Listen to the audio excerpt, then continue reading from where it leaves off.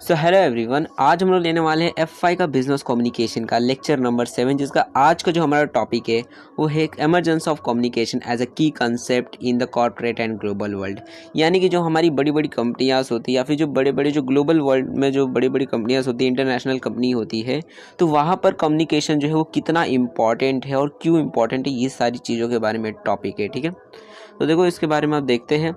तो देखो यहाँ पे सबसे पहले क्या बताया जा रहा है कि देखो कम्युनिकेशन जो है उसके अंदर तो हमने काफ़ी सारे अलग अलग तरह के कम्युनिकेशन देखे कि हम मैनेजर और एम्प्लॉयज़ के बीच में भी कम्युनिकेशंस होती है। अलग अलग टाइप्स के हमने कम्युनिकेशंस के बारे में जाने ही है।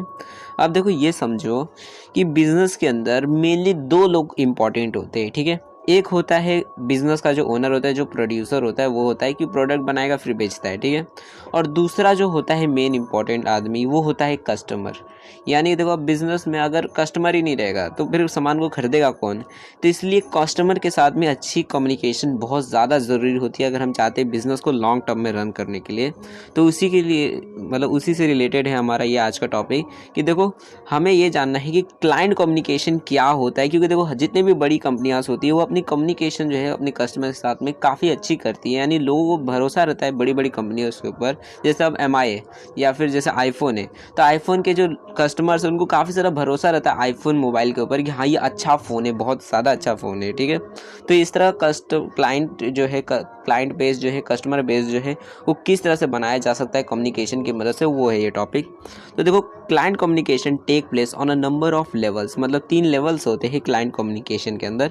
पहला होता है मार्केटिंग, दूसरा होता है सेल्स और उसके बाद होता है आफ्टर सेल्स। ठीक है, तो देखो अब कम्युनिकेशन जो है इस क्लाइंट कम्युनिकेशन उसकी शुरुआत होती है मार्केटिंग से। ठीक है, मार्केटिंग मतलब क्या, सीधा एडवर्टाइजमेंट जिसको हम बोलते हैं सिंपल भाषा में वो।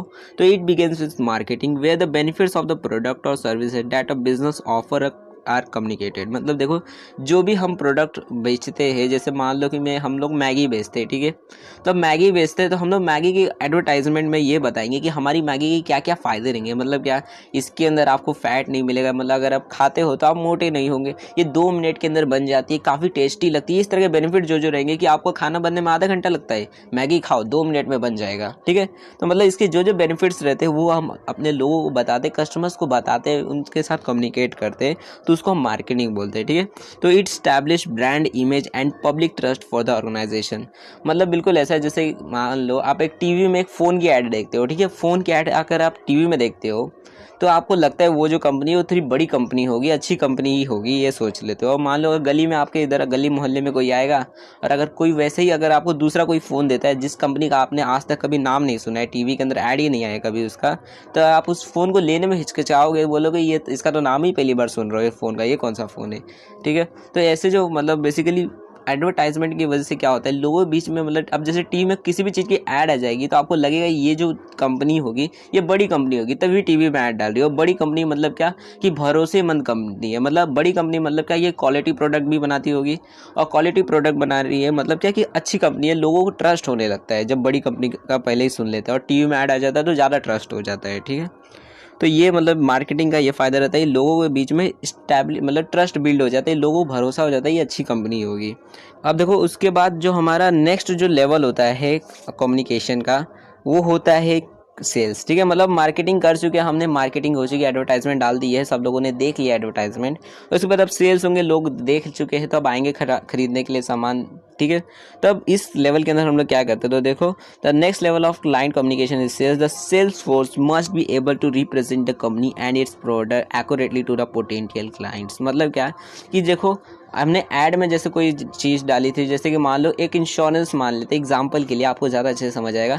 इंश्योरेंस के अंदर मान लो हमने एडवर्टाइजमेंट डाली थी कि अगर आप हर महीने हमको 5,000 का प्रीमियम भरते हो, इंश्योरेंस भरते हो, और अगर आपको कल को कुछ हो जाता है तो हम आपको 1 करोड़ का मतलब बेसिकली क्लेम देंगे। ठीक है, अब मान लो हो गया उसको कुछ, और अगर उसने नहीं दिया 1 करोड़ रुपये जो है वो नहीं दिया और उसने सिर्फ 4-5 लाख ही रुपए दे दिया, उसने बोला कि नहीं हमारी कुछ और भी टर्म्स एंड कंडीशन थी, ये था, जिसकी वजह से आपको नहीं मिलेगा। ठीक है, तो अब इसकी वजह से क्या होगा, अब जो क्योंकि आपने जैसा वादा किया था कि 1 करोड़ मिलेगा लेकिन उसको नहीं मिला, तो वो तो आपके ऊपर केस करेगा, वो तो बात अलग है, लेकिन फिर भी एक जो इमेज है वो ख़राब हो जाएगी कि लोगों के बीच में हो जाएगा ये जो कंपनी है ये धोखा देती है। मतलब क्या कि लोगों को ये लगेगा ये तो कंपनी झूठ बोलती है कि इसने बोला था 1 करोड़ का क्लेम मिलेगा, लेकिन इसने तो 1 करोड़ का किधर क्लेम दिया है, इसने तो सिर्फ 5 लाख का क्लेम दिया है। तो मतलब इतना ज़्यादा हमसे पैसा लेकर सिर्फ 5 लाख का क्लेम देते हैं, तो ये तो हमको लूट रहे हैं। तो इसकी वजह से क्या होगा कि एक के वजह से आपको बहुत ज़्यादा लॉस हो सकता है। तो फेलियर नहीं होना चाहिए सेल्स के अंदर। जो भी आप सर्विस या फिर प्रोडक्ट बेच रहे हो या फिर अपनी कंपनी के बारे में बता रहे हो, तो वो एक्यूरेट होना चाहिए, यानी जो है वही बताना चाहिए। कि आप एडवर्टाइजमेंट में जो भी चीज़ बता रहे हो कि हम 1 करोड़ का क्लेम दे रहे हैं, तो आपको 1 करोड़ देना भी चाहिए, ठीक है। तो इस तरह के मतलब बेसिकली जो भी चीज़ आप बताते हो वही बेचना चाहिए, ये सिंपल कहना है। ओके, तो सेल्स के अंदर यही चीज़ होती है कि जो भी आप कह रहे हो वही बेचना है आपको।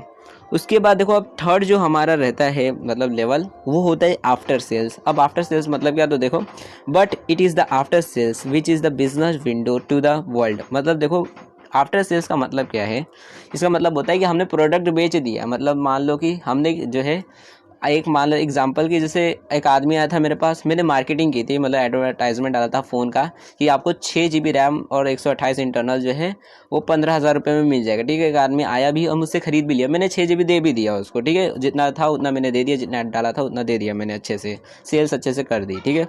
अब 1 महीने बाद उसका फ़ोन ख़राब हो गया, ठीक है। मतलब वो पता नहीं कैसे ख़राब हो गया उसका फ़ोन, टेक्निकल फॉल्ट आ गया और ख़राब हो गया फ़ोन। अब उसके वजह से वो जो कस्टमर था मेरा, वो मेरे पास आया दौड़ते दौड़ते हुए और बोला, सर देखो ये हमारा जो है वो फ़ोन ख़राब हो गया, आपके पास से ही लिया था 1 महीने पहले।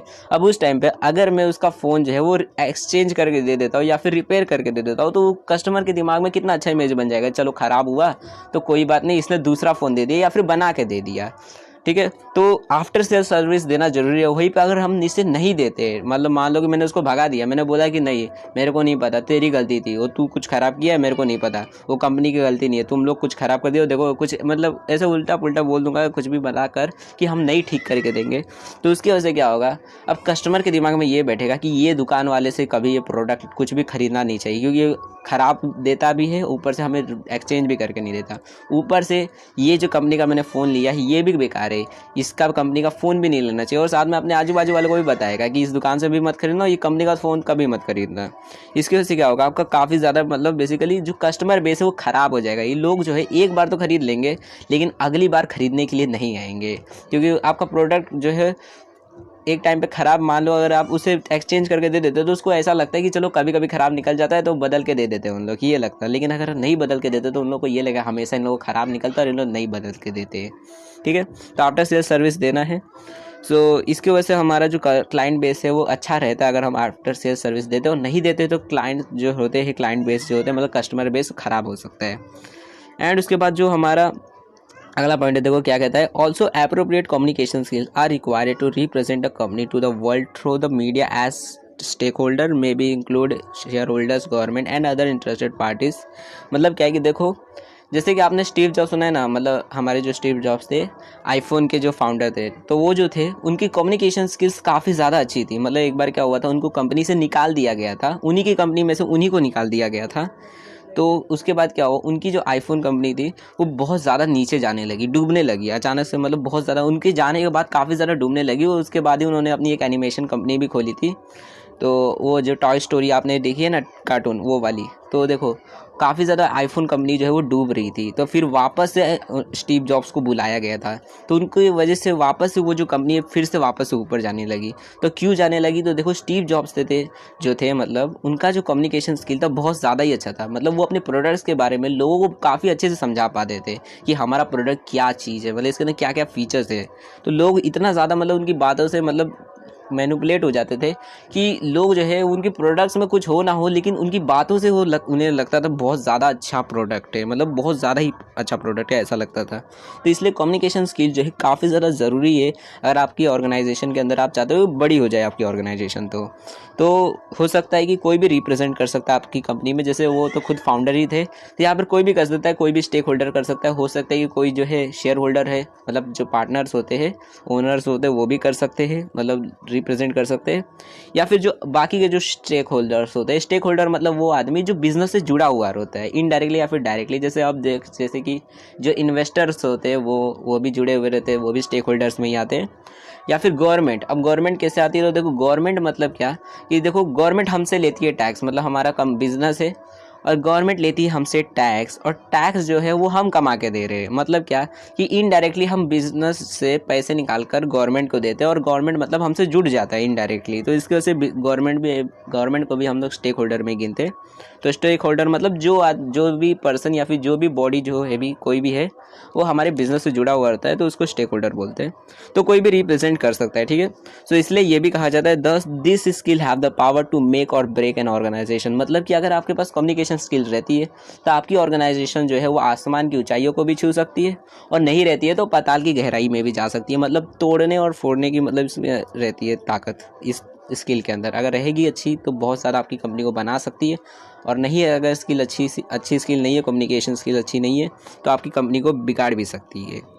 और उसके बाद देखो अब यहाँ पर काफ़ी सारे पॉइंट्स है, बस ये लास्ट पॉइंट्स है ये 3। तो उसके बाद देखो क्या लिखा है, however internal communication also can not be ignored. मतलब देखो अब अभी तक तो हमने बाहर की कम्युनिकेशन की बात की कि हम दुनिया वालों से कैसे बात कर सकते हैं, अपने कस्टमर्स के साथ कैसे बात कर सकते हैं, लेकिन अगर हम अपने अंदर ही बात नहीं करेंगे, जैसे कि मान लो अपने घर के अंदर ही हम लोग अगर हम पूरी दुनिया से ही बात करते रहे, जैसे ऑनलाइन हम सबसे पूरी दुनिया से कनेक्ट हो जाए, लेकिन अपने घर वालों से ही बातचीत ना करें, उन लोगों पे ही ध्यान ना दे, तो रहना काफ़ी मुश्किल हो जाएगा, ठीक है।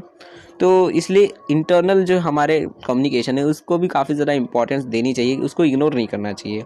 सो as this include communication between board member, जो बोर्ड मेंबर्स होते हैं मतलब बोर्ड ऑफ डायरेक्टर्स, वो उनके बीच की जो कम्युनिकेशन होती है वो भी इंपॉर्टेंट होती है।